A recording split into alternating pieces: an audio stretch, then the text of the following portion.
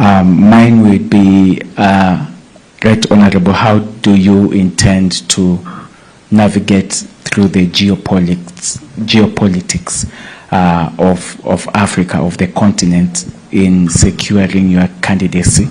You have, like you mentioned in your speech, you have the Francophones, you have the Arabic nations, you have the SADC, and then you have EAC, not forgetting the Horn of Africa. How do you intend to navigate through that?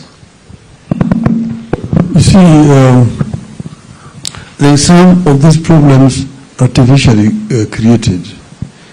Because, you know, when Africa was fighting for independence, there was a lot of unity. You see, for example, Dar es Salaam became the headquarters of the liberation of Southern Africa. You find the Mozambican Frelimo at their camp there around Bagamoyo. The ANC were around Morogoro and so on. They have been supported easily. Before that, you find that a number of South Africans who are going to Europe, escaping the apartheid, were getting their travel documents in Dar es Salaam. I myself, because the colonialists could not give me a passport because of my father's involvement in the liberation struggle, I was taken to Dar es Salaam and I got my travel document from manyora. And that's how I went to Europe. And for 3 years, I was living in Europe as a Tanganyikan and later on as a Tanzanian. I only got my Kenyan passport in 1965. In Cairo, President Gamal Abdel Nasser put up a secretariat for the liberation movement of Africa. There are all these liberation movements, ANC, the Communist Party of South Africa, Frelimo, the Congress of Malawi, the MPLA Angola, the SWAPO of now Namibia, KANU of Kenya, all had the offices in Cairo. And that is where they are coordinating support for liberation movement and all those countries. Nkrumah had set up a center in Ghana where most of these people living in exile. Mugabe was a teacher in Ghana. A number of Mozambican leaders were there in Ghana.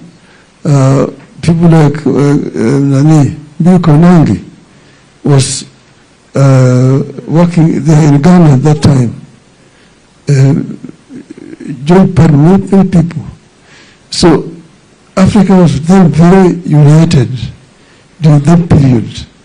There was no Arab Africa. There was no Franco-Africa. There was no Anglo-Africa. The support was universal across the continent. Those founding fathers, Albert Sékou Touré of Guinea, Modibo Keïta of Mali, Léopold Senghor of Senegal, Kwame Nkrumah, Ghana, Nnamdi Azikiwe, Nigeria, Ahmed Ben Bella, Algeria, Gamal Abdel Nasser, Egypt, Haile Selassie, Ethiopia, Mwalimu Nyerere, Tanzania, Jomo Kenyatta in Kenya. Those were Pan-Africanists at that time. So they were never thinking about themselves as coming from these colonial states. They are seeing themselves as Africans first. And I'm sure that we are able to recreate that spirit of Pan-Africanism that will unite Africans irrespective of their ethnicity, of their colonial heritage, or of their linguistic heritage, but that they are Africans. First and foremost, be Africans. Africans, it will be Afrophone, not Lusophone, Francophone, Arabophone, Anglophone. This is my position. It is possible to unite African people and think first and foremost as Africans. Thank you. Thank you.